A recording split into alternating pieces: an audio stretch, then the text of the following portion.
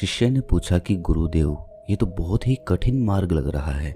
मुझे तो ऐसा लग रहा है कि आकर्षण का नियम तो बहुत ही मुश्किल है। इतनी सारी बातें कैसे ख्याल में रखें, कौन ध्यान रखता है? कृपया करके कोई और आसान तरीका बताएं जिससे साधारण मनुष्य भी आकर्षण के नियम को अच्छी प्रकार से लागू कर सके। गुरु ने फिर से समझाते हुए कहा कि शुरुआत सोच से ही होती है। तुम्हारी सोच या कहें कि तुम्हारा संकल्प जितना मजबूत होगा, तुम आकर्षण के नियम पर उतने ही बेहतर तरीके से काम कर पाओगे। जब तक वो सोच तुम्हारे अवचेतन मन में पक्की नहीं बैठ जाती, तब तक तुम्हें सारे नियम अपनाने होंगे, वरना तो तुम मनचाही चीज हासिल नहीं कर पाओगे। लेकिन अगर एक बार अवचेतन मन में कोई बात पक्की बैठ जाती है, तो किसी भी नियम का पालन करने की जरूरत नहीं रह जाती। हमारा अवचेतन मन अपने आप उस चीज को हमारी ओर आकर्षित करने लगता है। लेकिन हर इंसान अपनी सोच को अपने अवचेतन मन में पक्की तरह से बिठा तो नहीं पाता, इसीलिए उसे नियमों का पालन करना होता है जिससे वो अपनी मनचाही चीज हासिल कर सके। अवचेतन मन में बात गहराई से उतारने के लिए इंसान को कुछ प्रक्रियाएं अपनानी होती हैं। अगर वो सही प्रक्रियाओं के द्वारा अपने अवचेतन मन में ये बात गहराई से बिठा पाता है, तो उसका शरीर और उसका दिमाग उस यंत्र की भांति काम करता है जिसमें चाबी भरकर छोड़ दी गई हो। अब उस यंत्र को देखने की जरूरत नहीं रहती, वो अपने आप काम करता रहता है क्योंकि हमने उसमें चाबी भर दी होती है। उसी प्रकार हमारा अवचेतन मन भी कार्य करता है।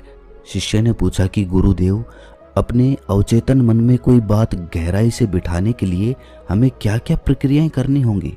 गुरु ने शिष्य को समझाते हुए कहा कि एक बात तुम गहराई से समझ लो कि अपने अवचेतन मन में ध्यान के द्वारा ही गहराई से उतरा जा सकता है। अगर तुम गहरे ध्यान को उपलब्ध नहीं हो पाते हो, तो तुम अपने अवचेतन मन से कार्य नहीं करवा पाओगे। ध्यान की गहराई विचारों की शून्यता से नापी जाती है। जितनी देर तक तुम्हारे विचार शांत रह पाते हैं, तुम्हारा ध्यान उतना ही गहराई तक चला जाएगा। और जिस पल तुम्हारा दिमाग विचारों से एकदम खाली हो, एकदम शून्यता में हो, उस दिमाग में जो भी बीज या जो भी विचार या जो भी सोच तुम डालोगे, वो सोच धीरे धीरे अपने आप कार्य करने लग जाएगी। तुम यूं मान के चलो कि जब भी तुम ध्यान करते हो, तो ध्यान करने के बाद अपनी किसी सोच को, अपने किसी विचार को अपने मन में बार बार दोहराने की कोशिश करो। कम से कम अपने विचार को 21 बार दोहराओ और ऐसा 21 दिन तक निरंतर करते रहो। लेकिन याद रहे, जिस वक्त तुम्हारा दिमाग, तुम्हारा मन विचारों से खाली हो, उसी समय तुम्हें अपनी सोच, अपने विचार को दोहराना है, वरना तो उसका कोई फायदा नहीं होगा। चाहे तुम पूरे दिन उसको दोहराते रहो, लेकिन अगर तुम्हारा दिमाग शून्यता में नहीं है, तुम ध्यान में नहीं हो, तो इस प्रक्रिया का कोई भी लाभ नहीं होगा। शिष्य ने पूछा कि गुरुदेव, हमें अपने विचारों को खाली करने के लिए ध्यान करना होगा। गुरु ने बताया कि यही तो लोग सबसे बड़ी गलती करते हैं। वो ध्यान से कुछ ना कुछ हासिल करना चाहते हैं, लेकिन ध्यान कुछ हासिल करने के लिए नहीं किया जाता। तुम अपने विचारों को अपनी इच्छानुसार खाली नहीं कर सकते। इस वहम को कभी मत पालना, वरना तो जीवन भर तुम गलत तरीके से ध्यान करते रहोगे। ध्यान के असली स्वरूप को पहचानो।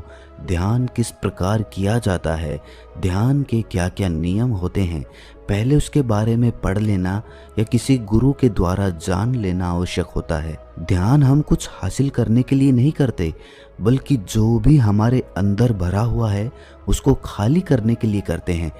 ध्यान का बड़ा सरल सा अर्थ है कि जिस भी काम में हमारा मन और हमारा मस्तिष्क पूरी तरह से लग जाए, मन को भटकाने वाले दूसरे कोई भी विचार हमारे मन में ना आए, तो ऐसा काम हमारे लिए ध्यान बन जाता है। जब तुम खाली बैठे हो, तो खाली बैठे हो, तुम्हारे मन में कोई भी विचार नहीं है, तुम्हारा मस्तिष्क विचारों से एकदम शून्य है। जब तुम कोई काम कर रहे हो, तो तुम्हारा मन किसी दूसरी जगह पर नहीं भटक रहा है, वो उसी जगह पर वर्तमान में उपस्थित है, उसी काम में लगा हुआ है। अगर तुम ध्यान को ऐसे समझोगे, तो ध्यान तुम्हारे लिए सरल हो जाएगा। ध्यान की सभी प्रक्रियाएं एक इंसान को अतीत और भविष्य से खींचकर वर्तमान में लाने के लिए बनी होती हैं। शिष्य ने पूछा कि गुरुदेव, आकर्षण का नियम सफल करने के लिए हमें किस प्रकार का ध्यान करना चाहिए, जरा उस पर भी प्रकाश डालने की कृपा करें। गुरु ने बताया कि आज के समय में बहुत सारे ध्यान उपलब्ध हैं, लेकिन सांसों का ध्यान सबसे सरल है और तुम्हारे अवचेतन मन तक पहुंचने के लिए वही सबसे अच्छा माध्यम है।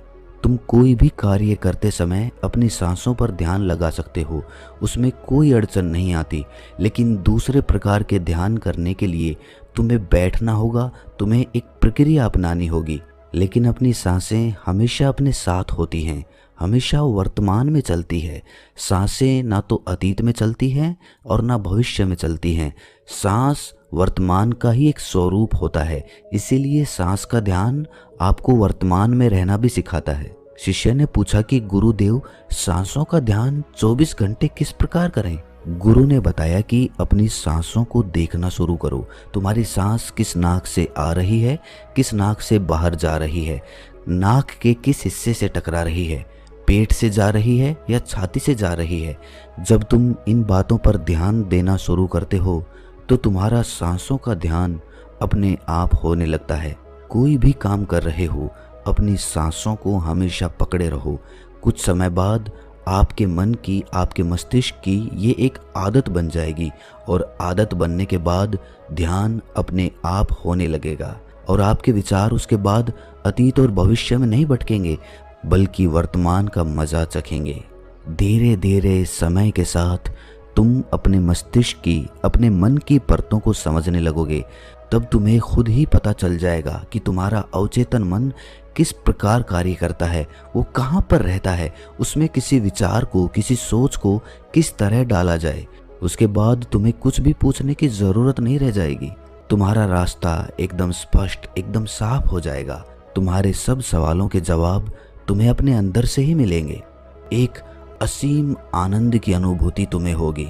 इसी के साथ गुरु और शिष्य चर्चा करते हुए अपने आश्रम की तरफ निकल गए। अगर आपको इन बातों में कोई भी बात समझ ना आई हो, किसी भी बात पर आपको शंका हो, तो कमेंट सेक्शन में अपना सवाल ज़रूर लिख कर भेजें। तो मिलते हैं किसी अगली कहानी में, तब तक के लिए अपना ख्याल रखें।